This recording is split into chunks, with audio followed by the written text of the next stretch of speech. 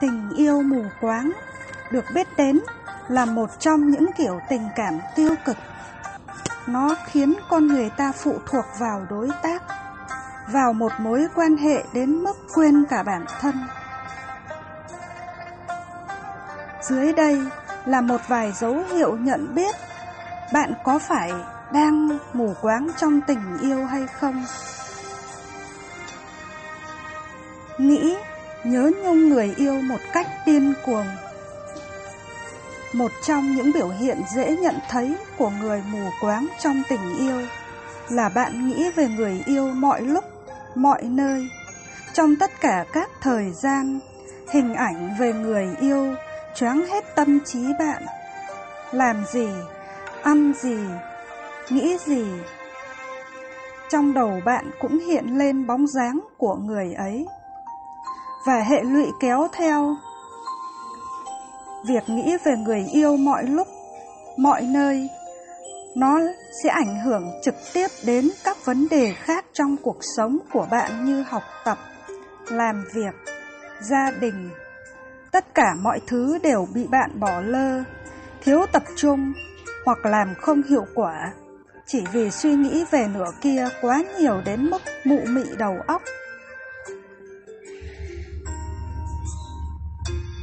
Không thể nhận ra những lỗi lầm, hạn chế ở người yêu.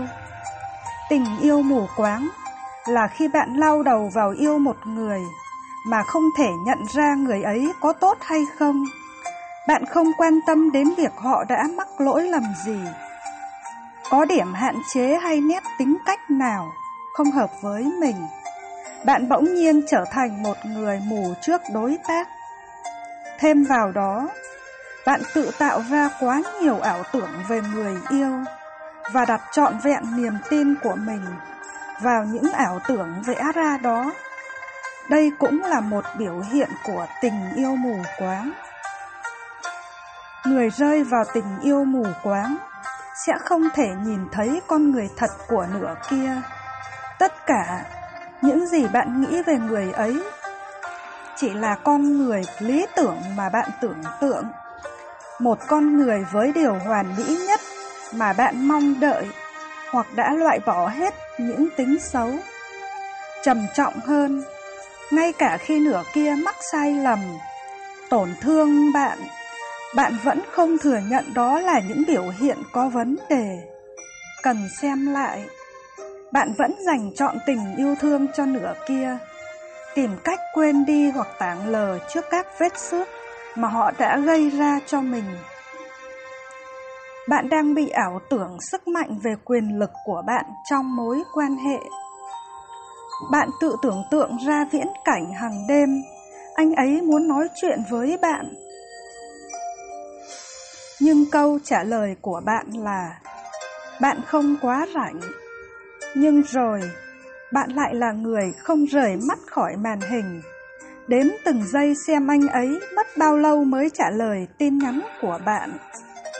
Bạn lại đếm thời gian để chắc rằng anh ấy phải chờ đợi lâu hơn cho câu trả lời của bạn, để anh ấy thấy rằng anh ấy không quá ảnh hưởng đến bạn.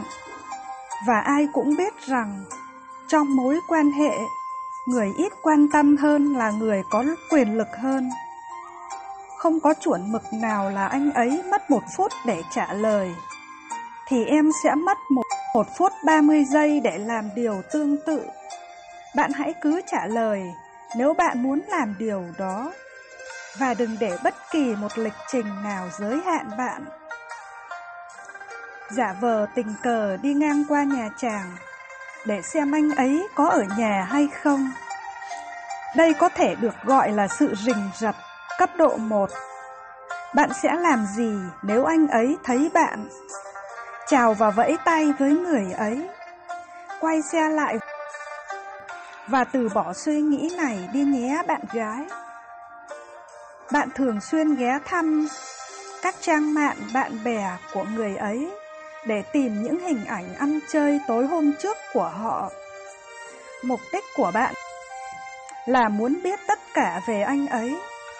Anh ấy làm gì, với ai, khi không có bạn.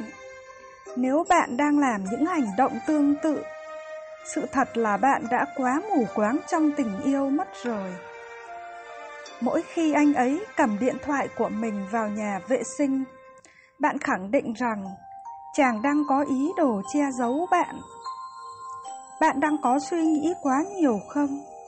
Anh ấy chỉ đang tranh thủ lướt qua thông tin trên Facebook của anh ấy thôi mà. Cũng có thể chàng có thói quen đọc báo thôi. Thậm chí, đôi khi bạn còn dành thời gian và tranh thủ cơ hội để hẹn hò riêng với điện thoại của anh ấy, chỉ để tìm ra bằng chứng cho những điều suy nghĩ tiêu cực của bạn. Ấy chính là một dấu hiệu cô gái đã thiếu tỉnh táo khi yêu.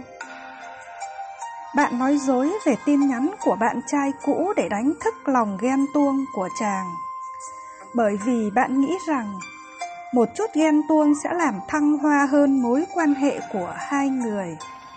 Nhưng ẩn chứa đằng sau đó là lý do hợp lý hơn, thành thật hơn, nhưng thường không được nói ra. Đó là bạn cần bằng chứng, cần sự quan tâm của anh ấy. Và nói dối một chút thì có hại gì đâu chứ. Đừng dùng lời nói dối làm phép thử hoặc phương tiện để tiến triển mối quan hệ. Có thể bắt đầu chỉ là hình ảnh bạn trai cũ trong tưởng tượng, nhưng sau đấy có thể sẽ là câu trả lời bịa đặt cho những nghi ngờ của anh ấy về mối quan hệ không có thật này.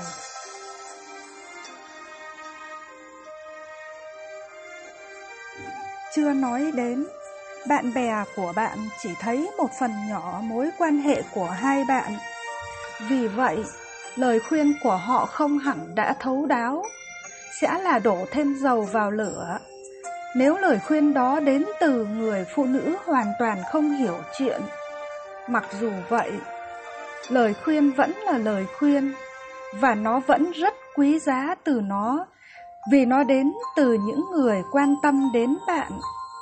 Nếu có quá nhiều những lời nhận xét không hay về tình yêu của hai người, thì đó là cơ hội để bạn xem xét lại mối quan hệ có thực sự phù hợp với bạn hay không.